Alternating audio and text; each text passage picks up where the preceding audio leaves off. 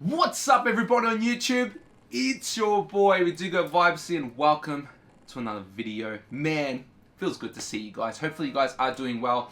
Yes, I'm in Tokyo right now, specifically in Shibuya, and it's been like 2 weeks. I don't even know the last time I posted a video, and that's one thing I want to talk about is what's been happening, like an update on what's been happening with this channel, what am I up to, and also I'm going to do a Q&A. My nose sounds super nasally. What the fuck? Also be a Q&A, which I posted on my Instagram before the trip. So if you are sticking around for Q&A, stick around to the very end. Whatever. So basically an update with what's been happening. I have been in Japan, in Tokyo for I believe just over a week and a half, if I'm not mistaken. When you're on holidays, you just lose track of the days. Like it's, yeah. I don't even know, like what day is it today? Today's fucking Tuesday. Like, it's just one day at a time. I don't even know what fucking day it is. So tomorrow I'm heading out to Hokkaido, specifically Sapporo, or Sapporo, which basically like, they really specialize in beer, which is going to be pretty cool, even though I don't really drink that much beer. So I'm heading there to tomorrow morning, and I'm just staying there for a day and then coming back. Now, one thing I really want to talk about specifically is vlogging. Now, vlogging, it's just not for me. Like, I absolutely hate it. Like, okay. So if content for me is not good, if the video is not good, I will not post it. If the content's shit, if it's rubbish, if it's not, I mean, you can't have a perfect video. No one can have a perfect video. But when it came to vlogging, I just felt and looked awkward. Like, fuck. And then I tried it for a day. That day, I'm pretty sure I was going to Shimokitazawa. Yeah, I spent that whole day there thrifting for like literally like 6 to 7 hours. I couldn't do it, man. It just felt so fucking awkward. And it looked bad to watch, and that was from me. It's probably like a completely different view from someone else, but from me, looking at that, I was like, dude, that looks cringy. I'm not gonna upload that whatsoever. So that's just what's gonna happen. I don't want to do any vlogs, and one thing in particular is that it gets in the way of my trip. I'm too focused on get a good shot, make sure you get good B-roll, make sure you talk about this. It ruins the trip. Now, there's some people there that obviously like dedicate the whole channel to vlogging and to going overseas, but that's their job. Like, they have to do that. Do you think they're enjoying every single minute? Maybe. But secondly, that, like, the video comes first before the holiday. And I've been planning this for a very long time. I've been saving for a bit, and I want to make sure I get every single moment, make sure I engage like in every single possible place that I'm in, and also be, not like, it's really hard to explain, like not be distracted. That's what it is. Don't be distracted when I'm making a video, because I'm with my girlfriend. It's our holiday. I don't want it to spoil her holiday. I don't want it to spoil mine. And that's one thing that me and Christian Ray were talking about, and that's one thing I wanted to do the podcast on, but the lady at our hotel wouldn't let me have guests in, and was so stupid. Like, it was the dumbest thing, because I was at Schoolies, I was staying at Surfers for that one day. She wouldn't let anyone into the apartment, which sucked, and that's the only reason I came to stay over like just for a day to get that podcast. So I will be hopefully making that leap into Brisbane, start of like next year. I'll see how everything goes. So that's that bit. But back to the holidays. So Christian Ray said the exact same thing when he was vlogging when he was in Tokyo.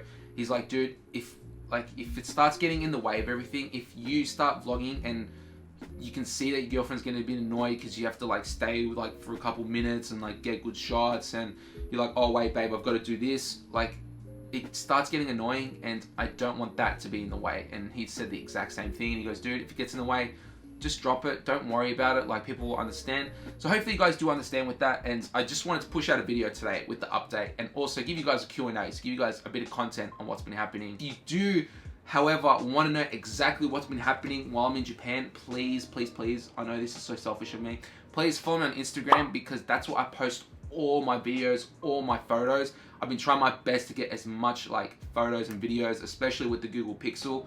The quality is just fucking insane when it comes to nighttime with the night sight. So please, if you like want to know what's been happening, follow me on Instagram.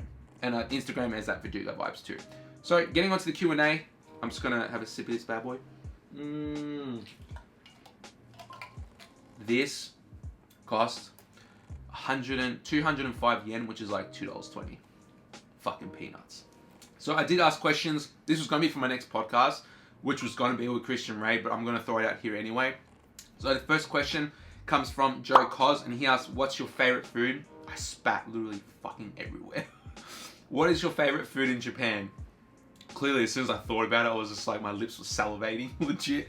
My favorite food right now, or forever has been, is ramen. Ramen in Japan is the best thing you could ever consume. Like, carbs, don't even worry about it, dude. It is insane. Now, before I came to my third trip, second trip round, Ichiran was my favorite. Nothing beat Ichiran. Ichiran was my life. I literally ate there almost every single day. Third time round, it's so fucking shit.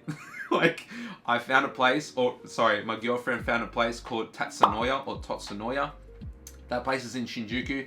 That is the best ramen you will ever have. And this is like, everyone's specific, like everyone's different, because I like pork broth based ramen. There's salt based, there's soy based, there's miso based. What else is there? There's like lemon based, which I found just horrendous. I did not like that at all. But pork based, that shit's lit. And yeah, you can tell by my face, I'm looking a little bit on the thick side, because I don't give a fuck about carbs right now. And that's one question I'll get into a bit later, because that was about like keto and stuff. So next up from Shikri Huff, not quite sure. Who's your inspiration when it comes to fashion? Now, I think I've got this like question every single time, and it always changes, because it's just like, I don't look at Instagram for inspo or whatever or whatsoever. I just seeds with that, because everyone's the same. But definitely someone I look up to is Adrian Hilton. Just a legend of a dude, because he styles everything so well. Proportions are great, colors are fucking insane, and the patterns that he uses in his fits are insane. So that's one inspiration specifically I try to go for.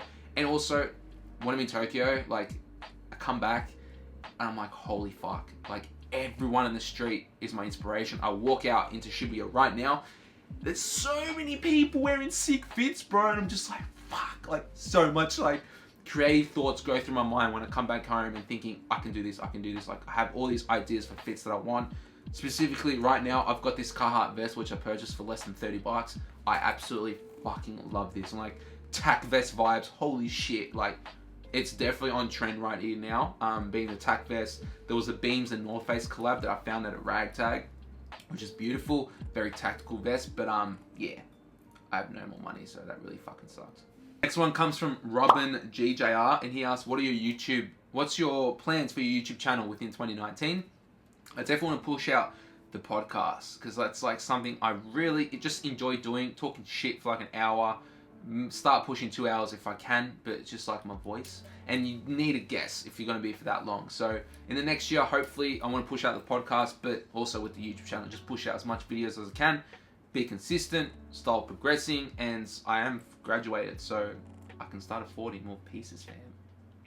This one comes from Two Step. It's so off sidetrack, but I needed to include it. How much do you love dogs? Dude, if you hate dogs, like, you are not a human being. You're not from this fucking planet. I absolutely love dogs. I've had a Rottweiler for like my whole childhood. He passed away like 2 years ago. Rip my boy Tyson. Fucking rip. But now my parents actually adopted a Staffy, and his name is Puma, and he's fucking beautiful, and I miss him so much. So that's yeah, I just love dogs, man. They're just like, it's literally man's best friend, and it's so true. And yeah, if you haven't seen Marley and Me, please don't watch it. Please do not watch that movie. Oh god, I literally was like. Next up, we've gone from Techno Prayer, and he asks, what is your dream Uniqlo collaboration, and what pieces would include? You guys know straight away, Uniqlo and Rick, black basic short sleeve and long sleeve with that slight mock neck, because the jumbo tee from Rick Dark Shadow has like that slight, very tight neck collar, but it's like a little bit lifted. That would be like the ideal piece for the black long sleeve, black short sleeve, a bomber jacket or a overshirt from Rick, because the current overshirt right now is beautiful for mainline Rick, and obviously drawstring trousers, literally my cropped mainline trousers in a Uniqlo form. Obviously like cheaper materials, that would be like just the ideal fucking collaboration in itself. Good question, dude. Good question. Next one comes from Forsberg00, and he asks, what's the most overdone trend of 2018? 2017 was like chunky sneakers, and it's still like in this phase right now, even though I've got 700s right now. But I think like this is so like contradictory to what I'm saying is the side bag. But like, where's my fucking... So I picked up this bad boy, head porter waist bag. Just fucking insane. It is amazing. I've literally used it every single day. But when it comes to side bags, everyone's fucking wearing them, dude. Like, come here in Tokyo, you count, it's literally 1 in 2 people have a side bag, but it has a function to it. So yes, it is kind of overdone, but at the same time, it has a, it's like a technical benefit to use a side bag. Because I don't want to use pockets, because my phone always falls out of my pocket. I always lose my wallet when it's in my pocket. Having it in a head porter bag, you will never ever lose it. And this is so like, obviously high quality head porter, and it's so spacious too. So yeah, I think that's like, I don't know, side bag kind of, but yeah. I'll have a couple more questions because my girl is actually shopping and we need to eat right now. So we'll just go over a couple more. This one comes from Jacronym. Predictions for 2019 fashion trends. This one's a good one because I've seen right now in Tokyo specifically, corduroy trousers are making the biggest fucking wave. I copped, I believe, a black and navy pair. I think I copped a black pair. I bought too many stuff, man. I don't remember what the fuck I bought. Shit. But I've seen a lot of corduroy trousers, specifically like now, H&M, Forever 21, and also Zara, I believe, are all doing corduroy trousers now. I know Zara is, that's the only place I went into. The other ones I could assume are doing corduroy trousers, especially now what they're going to introduce, or I believe anyway, is corduroy blazers, overshirts, and trousers. That combo, just going like all corduroy, will be so sick. But I definitely think it's going to make a wave within the next year or so. It's just really, it's very unpredictable. But now coming with Dior, especially with the new collection, just the runway that just happened in Tokyo, futurism is going to make a big wave too, but it's going to be very subtle. Maybe it might pick up within the next 2 years, but I definitely think it's going to start making a wave. So yeah, very good question, dude. It's just, fashion is so unpredictable. Like, it's really hard to tell. This one's also a good one. Kevin G. Lobos, always coming through, my man. He asks, do you have any goals when it comes to your hair? Are you aiming for any sort of style? Much love. So right now, I actually got this cut by my boy Jordan. I'm actually going for this undercut right now. I'll actually take this off, and apologies because my hair is super greasy.